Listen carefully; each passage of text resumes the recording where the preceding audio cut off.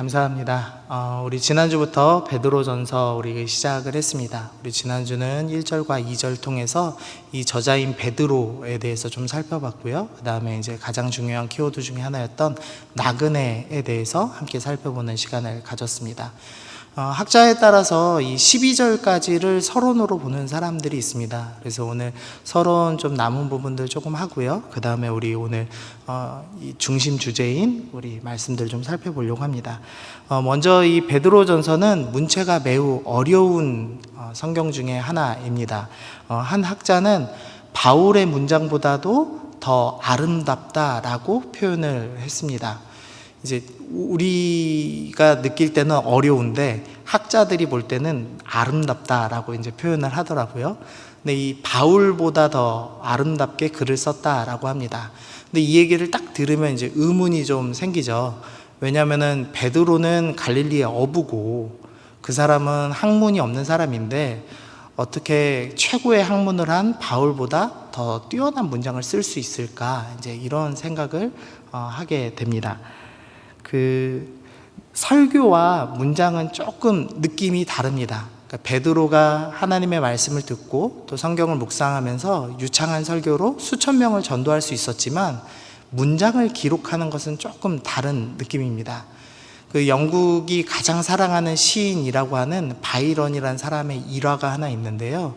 그 사람이 대학교 3학년 때 이제 신학 수업을 듣는데 이런 이제 질문이 나왔답니다. 논술 시험으로 예수님께서 물로 포도주를 만드신 기적에 담긴 종교적이고 영적인 의미를 기술하라라는 긴 제목의 이제 시험 문제를 받았습니다. 예수님이 포도주를 물로 포도주 만드신 사건에 대해서 이제 옆에 사람들이 열심히 이제 적는데 이 바이런이라는 시인이 시험 시간 끝날 때쯤에 놀고 있다가 딱 한마디를 쓰고 최고점을 받았다고 합니다. 그 한마디가 뭐냐면 물이 그 창조주를 뵙고 얼굴을 붉혔도다 라는 한 문장입니다. 참 멋있죠. 그 물이 창조주이신 예수님을 보고선 얼굴이 붉어져서 포도주가 됐다, 이제 이런 식으로 기록을 한 거죠. 한 문장이 아름답게 쓰이는 거는 재능이 필요하고 오랜 연습이 필요합니다. 근데 베드로가 설교는 성령의 능력으로 잘할 수 있지만 문장은 절대 쓸 수가 없습니다. 베드로 전서에요, 이 힌트가 나와 있는데요. 베드로 전서 5장 12절 보시면은요, 내가 신실한 형제로 아는 실로아노로 말미암아 너희에게 간단히 써서 권한다 라는 말씀이 있습니다. 여기서 이제 이 실로아노가 같이 기록했다라는 이제 힌트를 준 겁니다. 이 실로아노의 다른 이름이 있는데 신라라는 이름을 갖고 있습니다. 이 신라는 사도행전 15장에 예루살렘 공의회 때 안디옥 교회의 그 공의회 결정 내용들을 전달해주는 지도자 중에 한 명으로 등장합니다. 성경에서는 선지자라고 표현을 하기도 합니다. 또 이 신라가 했던 일 중에 하나는 바울이 2차 전도 여행을 할 때 함께 따라갔던 일을 했습니다. 그래서 그가 전도했던 여러 지역들 중에 특별히 이제 데살로니가 전서 같은 곳에는 이 신라의 이름이 같이 발신자로 등장하기도 합니다. 이 신라라는 사람은 또한 로마 시민으로 알려져 있습니다. 그러니까 나면서부터 로마 시민이었던 사람입니다. 이 신라가 매우 뛰어난 문장가였던 것 같습니다. 그래서 이 베드로가 갖고 있던 이 진리를 신라가 멋진 문장으로 잘 정리를 해줘서 오늘의 이 베드로 전서가 우리 가운데 전달이 됐습니다. 또 오늘 1절 말씀에는요, 수신자가 나오는데 수신지가 본도와 갈라디아와 갑바도기아와 아시아와 비두니아다라고 나와 있는데요. 지도를 제가 좀 준비를 했습니다. 지도 보시면은요, 이 예루살렘으로부터 쭉 올라와서 안디옥을 지나서 그 위로부터 해서 이제 지역들이 있는데요. 지금 동그라미 쳐진 지역이 있습니다. 근데 이 아시아 그리고 갈라디아 그 밑에 보시면 거기에 비시디아라는 지역이 있는데요. 거기가 1차 전도여행 지역입니다. 사도 바울이 바나바와 함께 가장 밑에 있는 구브로라는 섬에서 전도여행을 시작해서 육지로 올라왔다가 비시디아 그 지역을 돌아왔습니다. 그리고 이제 그 지역을 향해서 쓴 편지가 갈라디아서였습니다. 그리고 2차 전도여행 때 바울이 신라와 함께 다시 이제 안디옥으로부터 출발합니다. 그래서 1차 전도 여행했던 그 비시디아 지역, 그 갈라디아 지역, 남갈라디아 지역에 이제 간단히 말씀을 전하고 원래는 비두니아라는 지역으로 가기로 했습니다. 말씀이 있는데요. 사도행전 16장 7절 보니까 무시아 앞에 이르러 비두니아로 가고자 애쓰되 예수의 영이 허락하지 아니하시는지라. 그 사도 바울이 2차 전도여행 지역으로 그 위쪽에 있던 비두니아, 그 소아시아 지역을 가려고 했습니다. 그런데 성령께서 막으시는, 복음을 전하고자 했는데 선교사가 복음 전하시는 것을 막으시는 이상한 일을 경험하죠. 그리고 기도하다가 마케도니아인이 우리를 향해 오라라는 그 환상을 보고선 유럽으로 가서 이제 전도를 하는 모습을 보게 됩니다. 사도 바울은 공부를 많이 한 사람입니다. 그러니까 말도 이 논리적인 글을 아주 잘 쓰는 사람이고 또 헬라 말이 아주 유창한 사람이었습니다. 근데 베드로는 갈릴리 어부 출신이기 때문에 헬라어를 하긴 했을 것 같은데 좀 어눌하게 했던 것 같습니다. 그래서 한 기록에 보면은 마가 요한, 마가복음을 쓴 마가가 그의 통역자로서 함께 했다라고 되어 있고요. 오늘 아까 봤지만 그 베드로전서도 신라의 도움을 받아서 기록했던 것을 살펴볼 수가 있습니다. 이 지금 베드로전서의 수신지인 지역은 로마의 영토가 된 지 오래되지 않은 지역이었습니다. 물론 그 해변가 주변은 조금 정복된 지 한 100년 정도 된 지역이었지만 뭐 비두니아나 그 갈라디아나 그 아래에 있는 갑바도키아 이런 지역들은 전도된 지가 그 로마에게 정복된 지가 한 40여 년밖에 안 된 지역이었습니다. 그러니까 아직 헬라화되지 않고 지방은 여전히 옛 문화를 갖고 있던, 로마 문화가 아닌 그 지역의 문화를 갖고 있던 땅이었습니다. 그러니까 사도 바울이라는 도시 문화에 익숙하고 헬라어에 익숙한 사람이 복음 전하기보다는 시골 출신이었던 갈릴리 어부인 베드로가 복음 전하기가 더 좋은 땅이었습니다. 그래서 하나님께서는 사도 바울이 비두니아로 가는 것을 막으셨고 베드로가 이 지역을 사역을 하게 하신 겁니다. 그래서 오늘 이 베드로전서가 이 사람들을 대상으로 베드로가 사역하였고 이후에 또 복음을 전하기 위해서 베드로전서를 쓰고 있구나라는 것을 살펴볼 수가 있습니다. 이 베드로전서는 지금 어느 곳에서 쓰여지고 있냐면 로마에서 쓰여지고 있습니다. 베드로가 로마에서 사역을 하던 중에 이 편지를 기록하였는데요. 이 편지를 썼던 시기는 64년경입니다. 예수님께서 태어나신 후 주후 64년경에 쓰여져 있었는데요. 그때 어떤 일이 있었냐면 64년 7월 19일에 로마에서 큰 불이 났습니다. 로마 대화재라고 부르는 불이 나서 9일간 도시가 불타는 무시무시한 일이 일어났습니다. 그때 로마는 14개의 구역으로 나눠져 있었는데요. 그러니까 우리로 따지면은 뭐 일산 서구, 일산 동구 이런 식으로 14개 지역으로 나눠져 있었는데 그 중에 9개 지역이 모두 불타는 심각한 이제 화재를 맞이했습니다. 그 화재를 겪고 나서 이제 사람들이 이제 분노한 겁니다. 자신의 집이 불타고 가족들이 다 죽었기 때문에 어디에 이 분노를 쏟아야 되나 하고 있었습니다. 근데 그때 마침 황제가 네로였습니다. 이 네로가 정치를 잘 못했기 때문에 사람들의 모든 분노가 네로에게 향했습니다. 이제 네로 입장에서는 물론 이제 여러 소문들에 의하면 네로가 일부러 로마를 불태우고 시를 적었다 이런 기록도 있지만요. 사실 그 당시 네로는 로마 밖에서 곡식을 구하기 위해서 다른 지역에 있었다고 합니다. 네로 입장에서는 억울한 겁니다. 그래서 어떻게 하면 이 정치적인 위기를 피해 나갈 수 있을까 고민을 하다가 자신이 아닌 다른 한 대상이 불을 질렀다, 이렇게 분노의 대상을 옮겨가기로 결정을 했습니다. 그리고 그 대상이 바로 기독교인이었습니다. 당시 사람들이 볼 때 기독교는 좀 이상한 종교였습니다. 먼저는 매 주마다 모여서 주의 만찬이라고 부르는 행사를 했습니다. 우리의 지금 성찬식을 매 주마다 했는데요. 우리가 성찬식을 할 때마다 주의 몸을 뜯어서 먹고 주의 피를 마십니다. 우리 이런 표현을 하죠. 근데 이 예수님을 믿지 않는 로마 사람들이 듣기에는 이 사람들이 모여서 인간의 살을 뜯고 인간의 피를 마신다라는 오해를 했습니다.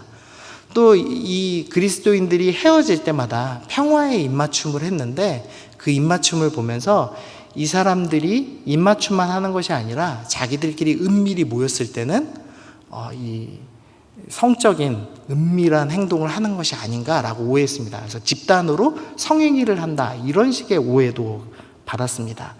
또한 이 예수님을 믿으면, 한 가족이 예수님을 믿으면 어떻게든지 이제 우리가 가족을 전도하고 싶은 마음이 있죠. 그러다 보니까 자연스럽게 가정 가운데 불화도 있고 어려움도 있습니다. 근데 그걸 보면서 로마 사람들이 이 종교 믿는 사람들은 가족을 찢는 종교다, 가족의 불화를 만드는 종교다, 이렇게 생각했습니다. 그리고 가장 심각한 거였는데, 이 기독교인들이 믿는 것은 마지막에 그 모든 것이 멸망한다, 불탈 것이다, 불지옥에 갈 것이다, 이렇게 가르쳤죠. 근데 그걸 듣고선 모든 것을 불태웠구나 라고 이제 생각을 한 겁니다. 이런 여러 가지 오해들이 잘 겹쳐서 네로가 이 기독교인들이 바로 불을 질렀습니다 라고 덮어씌웠고, 그때부터 핍박이 시작되었습니다. 물론 이 핍박은 이 로마시에 한정된 핍박이었습니다. 그러니까 처음에는 로마시에 있는 기독교인들을 잡아서 핍박하였고, 나중에 이제 300년 정도가 지나면서부터 로마 전체에 이제 본격적인 핍박이 시작됩니다. 근데 어쨌든 지금 베드로는 이 핍박 한복판 안에서 지금 편지를 기록하고 있습니다. 당시에 이 로마 황제가 어떻게 핍박을 했냐면, 기독교인을 잡습니다. 그리고 산채로 묶은 상태에서 송진에다가 기독교인을 굴립니다. 이 송진은 횃불의 연료가 된다고 하더라고요. 그래서 송진을 다 붙인 다음에 매답니다. 그리고 밤이 되면 횃불 대신에 기독교인을 산채로 불태워서 정원을 밝히는 데 사용했습니다. 또한 이 짐승의 가죽을 입힌 뒤에 사냥개들이 그 기독교인을 사냥하게 했던 기록이 이 역사가에 의해서 남아져 있습니다. 그러니까 베드로는 이런 심각한 핍박들을 보면서, 그리고 지금은 이게 로마시에 한정되어 있지만 결국에는 예수님께서 고난당하셨듯이 우리도 고난당할 것이라고 말씀에 기록되어 있고, 이 자신이 사역했던 이 소아시아 지역에도 이런 핍박이 있을 것을 예상하면서 어떻게 하면 이 시험을 견딜 수 있는가, 우리가 어떻게 견뎌야 되는가, 이것에 대해서 기록을 하고 있는 것이 바로 베드로전서라고 할 수 있겠습니다. 그래서 이 베드로전서를 이제 한 목사님이 3단어로 요약을 하셨더라고요. 아주 잘 요약해 놓으셨는데요. 첫 번째 키워드가 고난입니다. 고난당할 때 우리는 어떻게 해야 될 것인가? 두 번째 키워드는 소망입니다. 오늘 우리 설교 제목이 산소망인데요. 고난당할 때 우리가 살아있는 소망, 산 소망을 기억해야 된다라고 하면서 소망입니다. 그리고 세 번째로는 영광과 즐거움입니다. 우리가 고난당할 때 우리가 받을 그 영광과 즐거움을 기억하십시오. 그래서 고난, 소망, 영광과 즐거움이라는 3가지 키워드로 정리를 하셨는데요.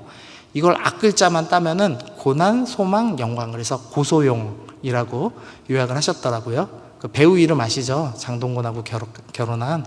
그래서 베드로전서 하면은 고소영이구나, 고난, 소망, 영광이구나, 이렇게 3가지만 이제 기억하시고 말씀을 쭉 들어가시면은 큰 도움이 될 거라고 생각이 됩니다.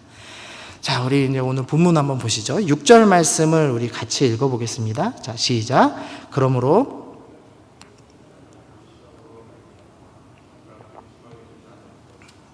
오히려 크게 기뻐하는도다. 베드로가 이제 오늘 제일 처음 이야기하면서 이 시험, 고난에 대해서 이야기를 하고 있습니다. 근데 이 고난에 수식어가 붙어 있는데요. 여러 가지 시험이다라고 붙어 있습니다. 또 이 여러 가지라는 단어가 다른 식으로 좀 번역을 하면요, 다채로운이라고도 번역을 할 수 있습니다.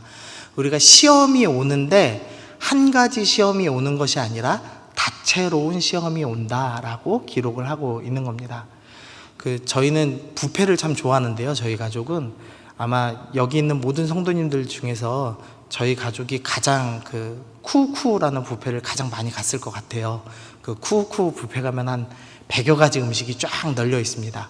근데 지금 우리 앞에 이 다채로운 뷔페와 같은 시험이 널려 있다, 지금 이렇게 지금 설명을 하고 있는 겁니다.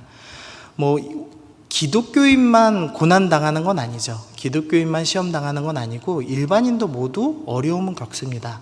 20대, 30대에는 돈이 없어서 어려움을 겪고 40대, 50대에는 자녀들 키우는 것 때문에 어려움을 겪고 이제 자녀들이 다 큰 60대, 70대가 되면 건강 문제 때문에 고난을 겪는 것이 뭐 인간의 삶이죠.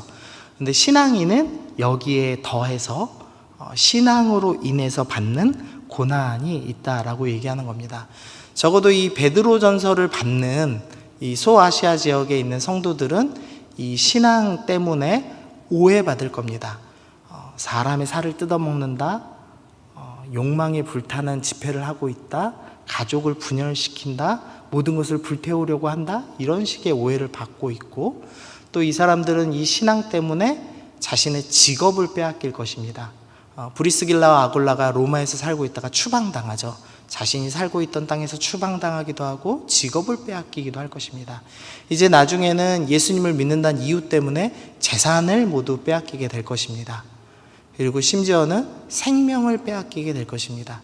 그래서 신앙을 지키기 위해서 땅굴을 파고, 카타콤이라고 부르는 땅굴을 파고 무덤 속으로 숨어야 하는 성도들의 삶을 살고 있습니다. 신앙인에게는 이런 다채로운 여러 가지 고난들이 있다라고 얘기합니다. 그런데 성경은 이 고난에 대해서 어떻게 대해야 될지를 말씀하고 있는데요. 우리 로마서 5장 3절 4절 말씀 보시면, 다만 이뿐 아니라 우리가 환난 중에는 즐거워하나니 이는 환난은 인내를, 인내는 연단을, 연단은 소망을 이루는 줄 알미로다. 성경에서는 이런 어려운 시험을 만날 때 어떻게 해야 되느냐? 즐거워해야 된다라고 이야기합니다. 제가 자막엔 넣지 않았지만 베드로전서 4장 12절에 보면, 사랑하는 자들아 너희를 연단하려고 오는 불시험을 이상한 일 당하는 것 같이 여기지 말아라 라고 합니다. 너희에게 다가오는 그 시험을 이상한 일로 여기지 말아라. 그 모든 것은 불시험이다 라고 설명을 합니다. 지금 사도 베드로는 이렇게 설명하는 겁니다. 너에게 고난이 올 것이다. 그것은 너무 당연한 일이다. 신앙인이 고난당하는 건 당연하다. 그 모든 것은 불시험이다.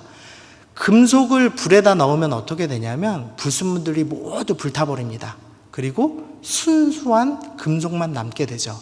그것처럼 하나님께서 너에게 시험을 허락하실 것인데 그것은 나쁜 것이 아니다.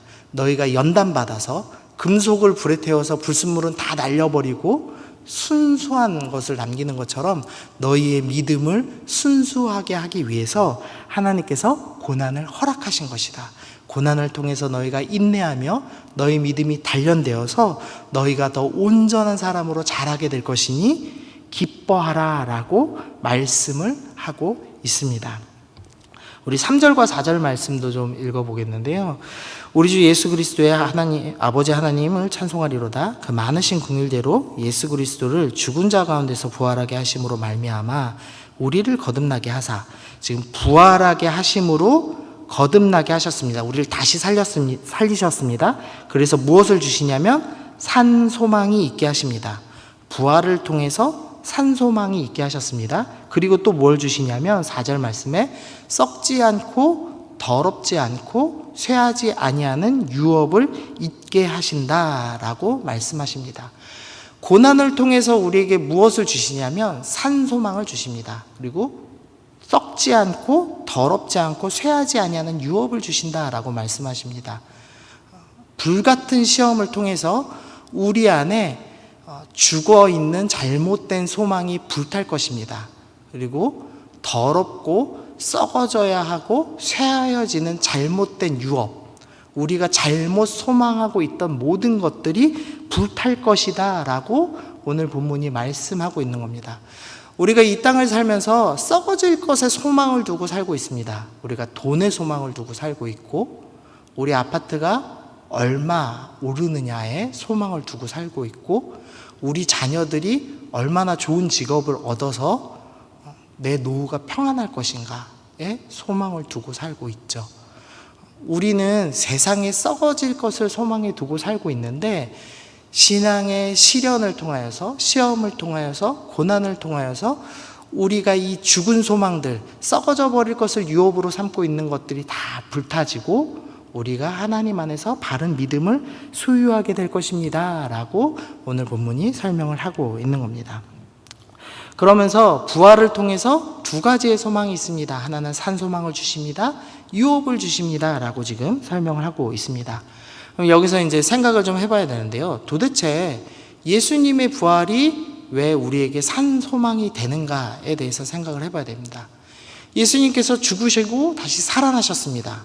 놀라운 기적이고 놀라운 은혜죠. 하지만 예수님이 부활하셨다고 해서 그것이 왜 우리에게 살아있는 소망이 되는가에 대해서 생각을 해봐야 됩니다. 우리 고린도전서 15장 말씀 좀 보겠는데요. 그러나 각각 자기 차례대로 되리니 먼저는 첫 열매인 그리스도요. 부활에 대해서 설명하면서 예수님이 놀랍게 부활하셨습니다 라는 말씀을 하는 것이 아니라 예수님은 첫 열매이십니다 라고 설명을 합니다. 첫 열매라는 말씀을 한다는 것은 이후에 계속되는 열매가 있다라는 말씀을 하는 거죠. 그래서 예수님의 부활은 무엇을 소망케 하냐면 우리도 부활하게 됩니다 라는 것을 가르쳐 주는 것입니다. 또한 24절 말씀 계속 보시면은요, 그 후에는 마지막이니 그가, 여기서 그는 예수님입니다. 예수님이 모든 통치와 모든 권세와 능력을 멸하시고 나라를 아버지 하나님께 바칠 때라. 이 예수님의 부활이 예수님이 부활하실 뿐만 아니라 우리 모두를 부활하게 하는 첫 열매가 되실 뿐만 아니라 이 부활은 또 무엇을 말씀하냐면 모든 권세, 모든 통치, 모든 능력을 멸하신다고 합니다. 즉 이 땅을 사탄이 공중에 권세 잡은 자라고 표현을 하죠. 공중에 권세 잡은 그 사탄을 다 멸하시고 이 땅의 모든 죄악들을 다 멸하시고 이 썩어 없어질 것들을 다 심판하시고 하나님께서 새하늘과 새 땅을 만드셔서 그 모든 완성될 하나님 나라를 아버지께 드립니다 라고 표현하는 겁니다. 그래서 부활은 단순히 예수님이 살아나셨습니다를 의미하는 것이 아니라 우리가 살아날 것이며 지금 고난을 주는 이 잘못된 세상 그 모든 것을 심판하고 새로운 하나님 나라가 일어나게 될 것, 그것을 보여주는 것이 바로 예수님의 부활이다라고 설명을 하는 겁니다. 그러므로 부활은 우리에게 살아있는 소망이 됩니다. 예수님 혼자 잘 사셨습니다라는 놀라운 기적 정도가 아니라 지금 예수님이 부활하셨고 우리가 부활하게 될 것이며 이 모든 것은 심판받고 영원한 하나님 나라가 설 것입니다 라는 것을 보여주는 살아있는 소망의 역할을 하게 되는 것입니다. 또한 소망은 유업이다 라고 설명을 했는데요, 성경에서는 우리가 받을 유업에 대해서 이렇게 설명합니다. 시편 16편 5절 말씀입니다. 여호와는 나의 산업과 나의 잔의 소득이시니 나의 분깃을 지키시나이다 라고 합니다. 우리의 기업, 우리의 유업이 뭐라고 말씀하냐면 바로 하나님입니다 라고 설명합니다. 우리가 재산으로, 우리가 유산으로 10억을 받습니다, 100억을 받습니다 라고 얘기하는 것이 아니라 우리는 유업으로 하나님을 받게 될 것입니다 라고 설명합니다. 우리 요한계시록 22장 말씀도 좀 보시면은요, 다시 저주가 없으리니 하나님과 그 어린 양의 보좌가 그 가운데 있으리니 그의 종들, 우리죠, 우리가 그 하나님을 섬기며 그의 얼굴을 볼 터이고 그의 이름도 그의 이마에 있으리라. 완성될 하나님 나라에 대해서 지금 설명하고 있는데요, 우리가 완성된 하나님 나라에 가면 우리 이마에는 하나님의 이름이 새겨질 것입니다. 즉 우리는 누구 것이냐? 하나님의 것이라고 선언될 것입니다. 그리고 우리는 하나님을 섬길 것입니다. 우리는 하나님의 얼굴을 볼 것입니다 라고 설명합니다. 우리에게 주어진 유업이 무엇이냐면 하나님과 함께하는 것입니다. 하나님을 영원히 섬기고 하나님의 얼굴을 보며 하나님을 기뻐하고 하나님을 영원히 즐거워하는 것, 그것이 우리에게 허락된 유업입니다 라고 설명합니다. 우리는 하나님 나라에 가면, 우리가 완성될 하나님 나라에 가면 우리가 그토록 소망했던 우리의 주님을 뵙게 될 것입니다. 뵙게 되는 것에 멈추는 것이 아니라 그분과 함께 할 것이고 그분의 얼굴을 맞대어 볼 것이고 그분을 영원히 즐거워할 것입니다. 성경에서는 하나님과 우리의 만남을 결혼식으로 비유합니다. 하나님은 신랑이시고 우리는 신부로서 만난다라고 설명합니다. 신랑과 신부가 만나면 어떻게 되죠? 그 신랑의 존재만으로 기뻐합니다. 신랑이 가진 돈 때문에 기뻐하는 것이 아니라, 신랑이 가진 좋은 집 때문에 기뻐하는 것이 아니라 신랑 자체를 기뻐하게 됩니다. 우리는 하나님 자체를 즐거워하게 될 것이다. 그분으로 인해서 영원히 기뻐하며 즐거워하게 될 것이다 라고 오늘 그 소망에 대해서 설명을 하고 있습니다. 자, 우리 6절과 7절 말씀 보겠습니다. 그러므로 너희가 이제 여러 가지 시험으로 말미암아 잠깐 근심하게 되지 않을 수 없으나, 시험으로 우리가 고통당하지만 오히려 크게 기뻐하는도다. 7절 말씀이요. 너희 믿음의 확실함은 불로 연단하여도 없어질 금보다 더 귀하여 예수 그리스도께서 나타나실 때, 마지막 최후의 재림 때 나타나시죠. 그때에는 칭찬과 영광과 존귀를 얻게 할 것이니라. 우리가 시험으로 말미암아 우리의 믿음이 불탑니다. 불타는 것과 같은 어려운 순간을 경험합니다. 그렇지만 우리가 하나님께서 우리에게 주신 부활하신 예수님을 바라보며 우리에게 유업으로 하나님이 주어질 거야, 하나님 나라가 주어질 거야, 우리도 부활하게 될 거야 라는 그 산소망을 갖고 그 불시험을 견뎌내어서 우리의 믿음의 그 불순물들은 다 날아가고 온전한 믿음이 남은 상태, 그때가 될 때 예수님께서 마지막 그 재림 때 우리 가운데 오셔서 우리 가운데 칭찬과 영광과 존귀를 우리 가운데 주시겠다라고 합니다. 마지막 날에 우리가 주님을 만날 것입니다. 우리는 그 하나님을 바라보고 너무나 기뻐서, 하나님 정말로 우리가 믿음으로만 봤는데 주님의 나라가 정말 있군요. 우리가 말씀으로만 대했던 그 하나님 나라가, 그 하나님의 놀라운 영광이 바로 있군요 라고 우리는 기뻐할 것이고, 하나님의 얼굴을 보고 하나님을 즐거워하고 하나님을 찬양할 것입니다. 그리고 예수님께서는 우리가 그 불시험에 견뎌내고 우리의 그 순수한 믿음을 바라보시고 우리를 칭찬할 것이고 우리의 영광을 주실 것이고 우리를 존귀케 하시고 우리에게 면류관을 씌워주시겠다라고 약속을 우리 가운데 하고 계시는 겁니다. 이 모든 과정을 이제 설명하시는 거죠. 너희가 고난이 있을 것이다. 그러나 소망을 가져라. 그러면 너희에게 영광이 있을 것이다 라고 오늘 말씀을 하고 계시는 겁니다. 근데 이 말씀까지 들으면 이제 이런 근심이 옵니다. 저는 그 불시험, 그 고난을 견딜 수 없는 사람입니다. 저의 믿음은 너무 보잘것없습니다 라는 생각이 들기도 하죠. 그것을 위해서 5절 말씀이 준비되어 있습니다. 우리 자막 없을 텐데요. 5절 말씀은 좀 같이 읽어보겠습니다. 시작. 너희는 말세에 나타내기로 예비하신 구원을 얻기 위해 믿음으로 말미암아 하나님의 능력으로 보호하심을 받았느니라. 이 고난을 받으면서부터 영광을 얻는 그 모든 과정을 성경이 지금 무슨 단어로 표현하고 있냐면 구원이라는 단어로 표현을 하고 있습니다. 이 구원을 얻기 위해서 믿음을 주셨는데 그 믿음은 하나님의 능력으로 보호하심을 받았다라고 기록합니다. 우리의 힘으로 우리가 이 고난을 이겨낼 수가 없습니다.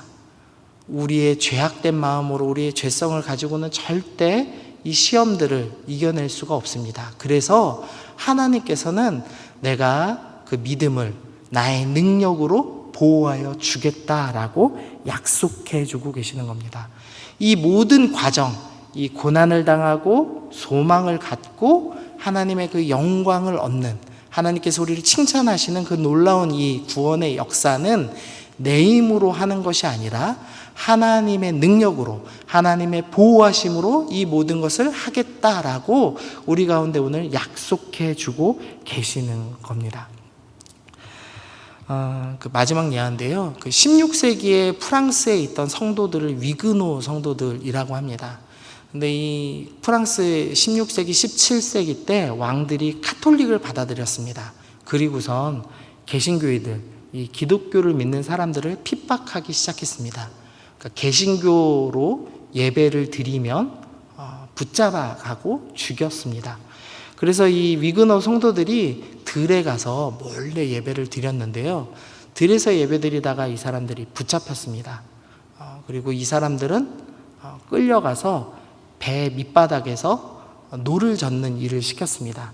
죽을 때까지 노 젓는 일을 시킨 겁니다. 배 밑바닥에 가다 놓고 그 노와 몸을 사슬로 묶었습니다. 그리고서는 죽을 때까지 노를 젓게 한 겁니다. 근데 이 평생 노를 젓다가 죽은 이 사람들이 있었던 그 배 밑창에요, 이런 글이 하나 새겨져 있었는데요. 나를 맨 사슬은 그리스도의 사랑의 사슬이다. 이 위그너 성도들이 이 고난을 당하면서 하나님 나한테 왜 이런 고난 주세요? 불평하고 원망한 것이 아니라 고난을 겪으면서 이 고난이 지금 나의 믿음을 불 가운데 단련하는 믿음이구나, 시련이구나를 깨달은 겁니다. 지금 나에게 주시는 고난은 나의 믿음을 더 정결케 만들고, 그래서 나에게 더 큰 상급을 주시기 위한 하나님의 은혜구나라는 것을 깨달았습니다. 그래서 자신의 몸을 칭칭 감고 있던 이 사슬을 그리스도의 사랑의 사슬이다라고 고백을 하고 있습니다. 베드로는 지금 로마에서 성도들이 죽어가는 것을 경험하고 있습니다. 산채로 불에 태워지고 사냥개에 의해 찢겨지고 있는 성도들을 보고 있고, 그리고 베드로는 앞으로 자신들이 복음을 전했던 그 소아시아 지역 사람들이 당할 핍박을 예상하고 있습니다. 그런데 이 베드로는 너희의 고난을 이상한 일로 여기지 말아라. 너희의 이 고난을 통해서 너희 믿음이 더 정결해질 것이다. 단단해질 것이다. 연단될 것이다. 그것을 통해서 너희가 더 큰 영광을 얻게 될 것이니 너희는 오히려 기뻐하여라 라고 고백을 합니다. 그래서 이 베드로전서에서 1절과 2절은 이제 인사말과 수신자죠.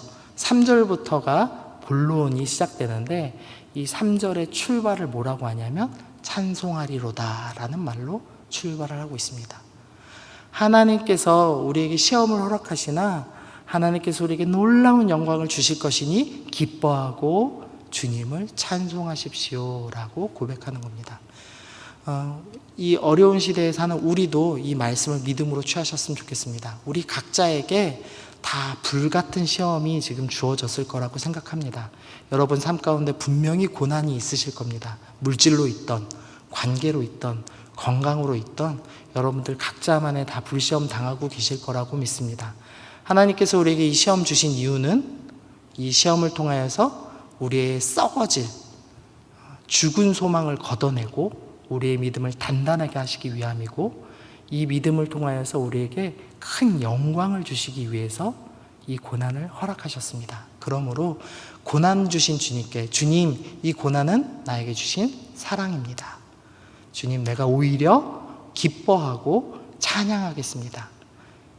베드로가 기뻐하였듯이, 베드로가 주님을 찬양하였듯이, 그리고 그 편지를 받은 소아시아의 성도들이 기뻐하고 찬양하였듯이 나도 기뻐하고 찬양하겠습니다. 우리 이렇게 결단하시면서 이 고난을 이겨내시는 우리 여러분들 되시기를 바랍니다.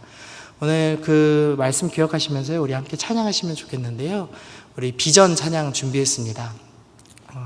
계시록의 마지막 성도들이 흰옷을 입고 이제 모든 시험을 다 이겨내고 깨끗하여져서 하나님을 찬양하는 그 찬양의 내용입니다.